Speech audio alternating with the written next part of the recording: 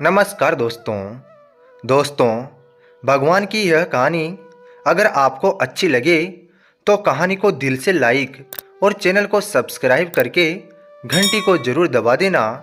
भगवान की मेहरबानी आप और आपके परिवार पर हमेशा बनी रहे। एक राजा था सूरसेन। वह बहुत ही बड़े दानी थे। उनका प्रतिदिन का नियम था सवेरे जल्दी उठते, नदी में स्नान करके पूजा पाठ करते तथा उसके बाद गरीबों को दान दिया करते। तब जाकर वह अन्न ग्रहण किया करते थे। उनकी दयालुता की भावना देखकर उनके आस पड़ोस के शत्रु राजा भी मन ही मन बहुत प्रभावित थे। राजा सूरसेन के राज्य में प्रतिदिन सैकड़ों की संख्या में भिक्षुक आते थे। उन भिक्षुकों में दो व्यक्ति जिनका नाम रोहन व सोहन था, कई वर्षों से लगातार राजमहल में आते थे। अब तो राजा उनको नाम से भी पहचानने लगे थे। वे दोनों बहुत ईमानदार थे, अर्थात जितना एक दिन के लिए पर्याप्त होता उतना ही दान लिया करते थे। कई बार राजा ने उनको अधिक दान देने की प्रयास भी किया, किंतु वे दोनों सिर्फ उतना ही दान स्वीकार करते जिससे उनको 2 वक्त का खाना मिल जाए। दोनों में एक विशेष बात यह थी कि दान लेने के बाद रोहन तो राजा का धन्यवाद करता था, किंतु सोहन कहता था, हे ईश्वर, आपका धन्यवाद। राजा को लगता कि दान में तो देता हूँ, लेकिन सोहन ने कभी मुझे धन्यवाद नहीं करता, बल्कि हर बार यही कहता है कि ईश्वर का धन्यवाद। यहाँ पर राजा का अहंकार जग जाता है। वह चाहता था कि सोहन भी रोहन की तरह ही उनको धन्यवाद दे। एक बार जब राजा दान दे रहे थे तो हमेशा की तरह रोहन ने कहा, महाराज आपका बहुत बहुत धन्यवाद। तो सोहन ने दान लेने के बाद कहा, ईश्वर का बहुत बहुत धन्यवाद। उस दिन राजा ने सभी भिक्षुओं को तो जाने दिया, किंतु उन दोनों को राजमहल में रोकने का कहा। राजा ने पहले रोहन को अपने बाग में भेजा। रोहन बड़ा खुश था कि राजा ने मुझे अपने बाग में जाने का अवसर दिया। वह बाग की खूबसूरती में इतना खो गया कि आसपास का ध्यान ही नहीं रहा। वहाँ पर राजा ने धन से भरी एक पोटली रखी थी, जिसकी ओर उसका ध्यान ही नहीं गया। अब वह वापस आ गया।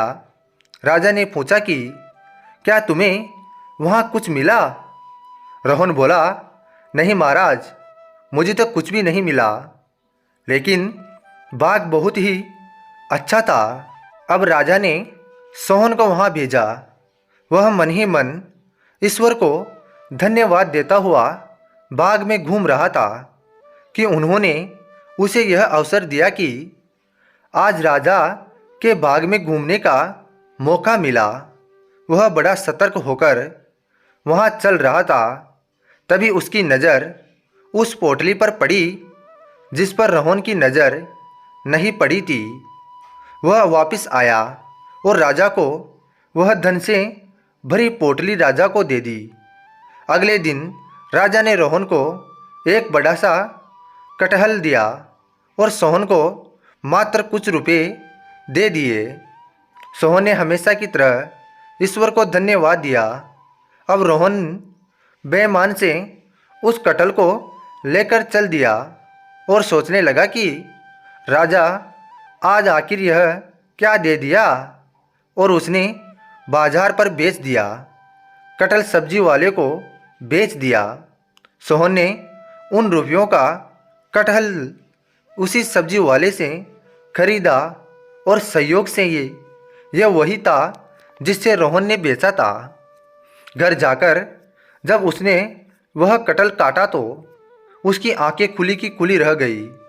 उस कटहल में से सोने की कुछ सार्पियाँ निकली। अगले दिन भिक्षा के लिए अकेला रोहन ही राजमहल पहुंचा तो राजा ने उससे सोहन के बारे में पूछा। रोहन ने राजा से बताया कि वह अब नहीं आएगा। उसे कहीं से सोने की 4 रुपया मिल गई हैं। अब वह एक अमीर आदमी बन चुका है। राजा ने अपना माथा पकड़ लिया।